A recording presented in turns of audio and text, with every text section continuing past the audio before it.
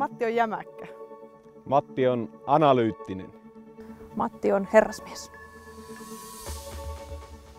Jos konkreettisesti miettii, mitä asioita silloin nuorempana olisi pitänyt tehdä paremmin, niin se on se, että ihminen sietää väsymystä hyvin paljon enemmän kuin se tietääkään.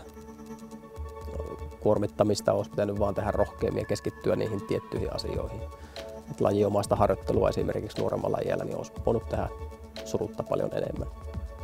Mutta toisaalta myös pitää muistaa, että urheilussa ikävä kyllä sä joudut välillä oppimaan erehdyksen kautta ja tekemisen kautta. Kirjoja on lukenut, niin siellä tämmöinen sijoitusihminen kuin Seppo Saario kirjoitti, että on 3 tapaa, jolla ihminen voi hankkia tietoa ja oppia. Ensimmäinen tapa ajattelemalla, se on jalo tapa. Toinen tapa on kokeilemalla ja erehtymällä, se on kivulias tie. Ja sitten voi tehdä myös matkimalla ja se on se helppo ja nopea reitti.